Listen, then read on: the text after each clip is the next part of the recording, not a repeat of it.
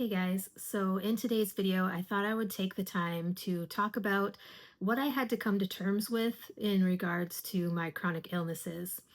And I recently had shared a video about this on TikTok. And when I say recently, I mean recently as to the date that I am filming this. Also, if you guys didn't know, like I said, I am on TikTok. I post at least one video per day, kind of either what is going on with my daily life or just sharing some aspects of chronic illness that people might not know about or might not know how I experience things. So, with that being said, I will go on to talk about what this video is about. So again, I want to talk about what I had to come to terms with in regards to my chronic illness.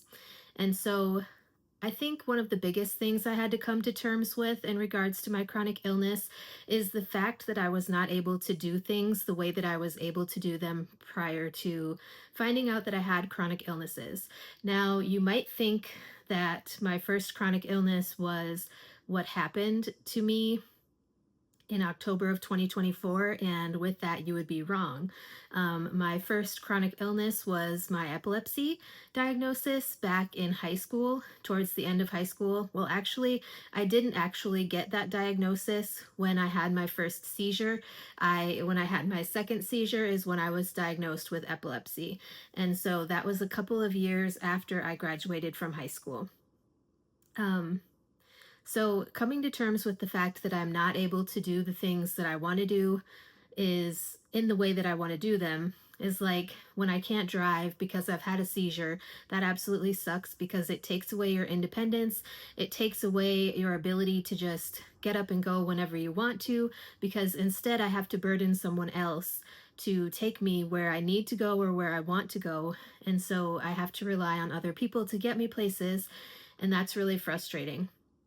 I also have to consider the type of work that I'm going to try to do, because there are certain jobs that I would be considered a liability because of my seizure disorder or because of my other chronic illnesses.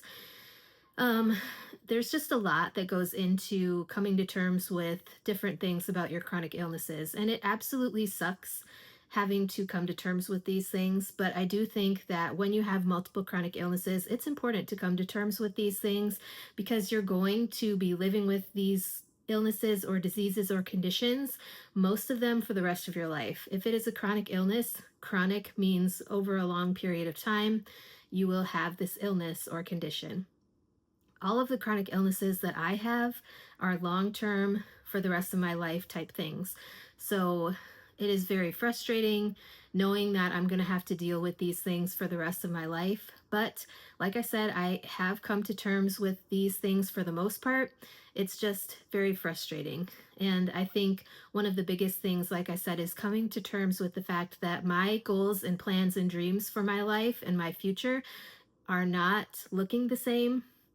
They don't um, they don't have the same timeline, and I know that there are certain things that I had goals and plans to do that I will probably not be able to do just because of the fact that I have these chronic illnesses, and so it makes it hard.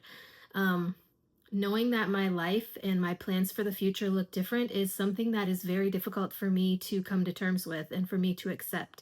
But I know that I need to work towards accepting those things and coming to terms with them, because one thing I learned in rehab when I was in inpatient rehab trying to do physical therapy and occupational therapy and speech therapy is that even though life looks different, you still can have the same goals and dreams.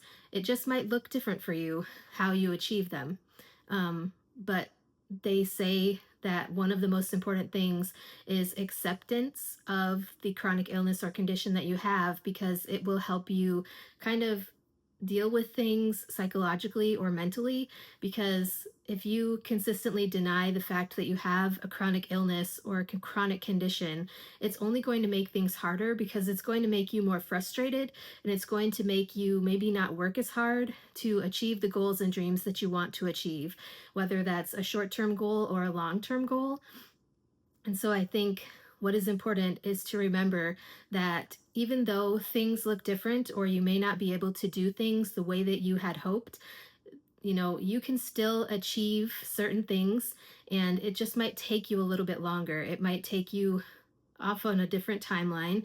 Like I had said previously, it might make things look different. You might have to change things around in the way that you approach your goals and dreams, but you can still achieve things. And so I think that's important to know as well, is that just because things look different and your timeline looks different, it doesn't automatically mean that you're not going to ever be able to achieve your goals and dreams.